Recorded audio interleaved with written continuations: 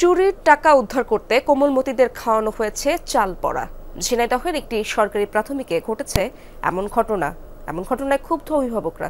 এমন কাণ্ডে জড়িত শিক্ষকদের আইনের আওতায় আনার দাবি তাদের।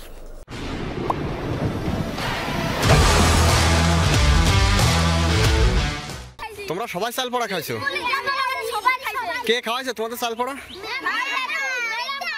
বিদ্যালয়ই হচ্ছে কুসংস্কার চর্চা।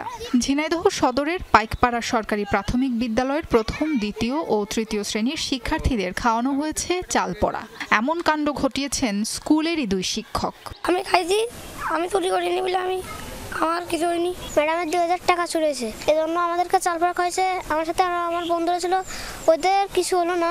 তারপর টুতি পড়ে না কিসে পড়ার জন্য ওর চাল পড়া খাওয়ার নাম রাফি, ওর বমি হয়েছে, বমির সাথে হালকা একটু রক্ত উঠেছে।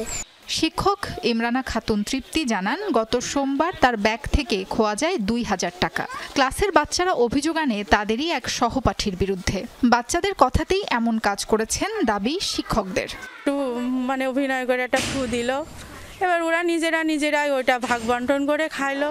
যে বাচ্চাটাকে চোর হিসেবে, সেটা আমাদের হেড ম্যাডাম আবার কোলের মধ্যে আদর করে বললো, আব্বু আমার ভয় পাওয়ার কিছু নেই, টেনশন করো না। বাচ্চাদের সামনে তো ওকে চোর বলা গেলে ও তো স্কুলে আসতে সম্মানহানি হবে, যাতে ও বেঁচে যায়। সে কারণে আমি বললাম ওই যে ও খেলো।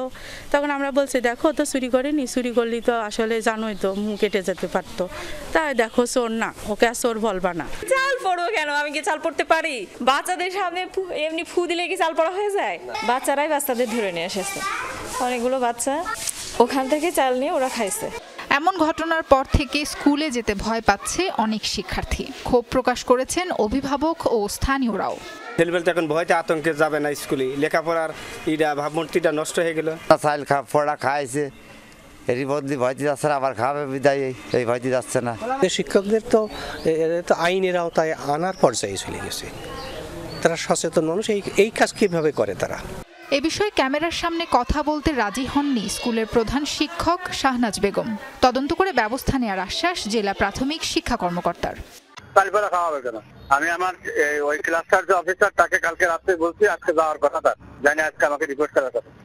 স্কুলটিতে বর্তমানে 143 জন ছাত্রছাত্রী পড়ছে, শিক্ষক আছেন 6 জন। সাবরিনা লিজা, যমুনা নিউজ।